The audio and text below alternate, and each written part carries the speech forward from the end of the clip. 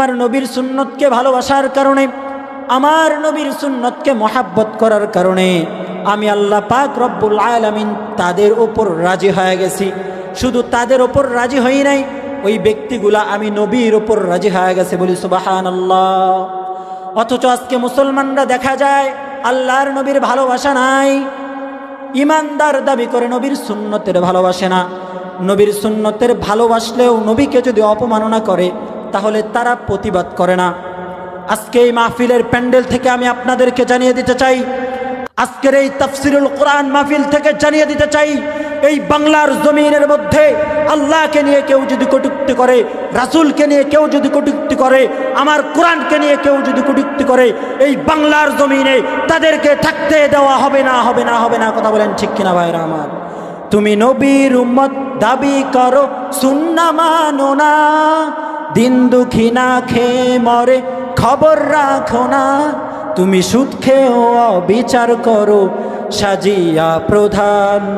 কেমন মুসলমান, কেমন মুসলমান তুমি, কেমন মুসলমান? নামাজের সাথে নাই পরিচয়, মানো না কোরআন, তুমি কেমন মুসলমান? এজন্য ভাইরা আমার, আল্লাহ তাআলা বলেছেন, যদি কোনো ব্যক্তি আমাকে ভালোবাসতে চায়, আমার নবীকে ভালোবাসতে হবে। আল্লাহ তাআলা পবিত্র কালামুল্লাহ শরীফের মধ্যে জানিয়ে দিয়েছেন, আল্লাহকে কেউ যদি ভালোবাসতে চায়, আল্লাহর নিকটবর্তী কেউ যদি হইতে চায়, বলেন ভালোবাসতে হবে নবীকে। নবীকে যদি কেউ ভালোবাসতে পারে, আল্লাহকে ভালোবাসতে পারবে। নবীর ভালোবাসা যার অন্তরে থাকবে, আল্লাহর ভালোবাসা তার অন্তরে লিপিবদ্ধ করে দিবেন।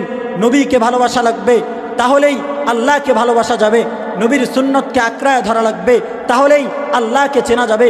নবীর সুন্নতকে জীবনের মধ্যে ফিট করে নিতে হবে, তাহলেই আল্লাহকে চেনা যাবে, আল্লাহকে মানা যাবে। আল্লামাহু মিনাল বায়ানি মা লাম ইয়ালাম ফাসুবহানাল্লাযী লা ইহসা ইমতিনানু বিল লিসানি ওয়ালা বিল কলম।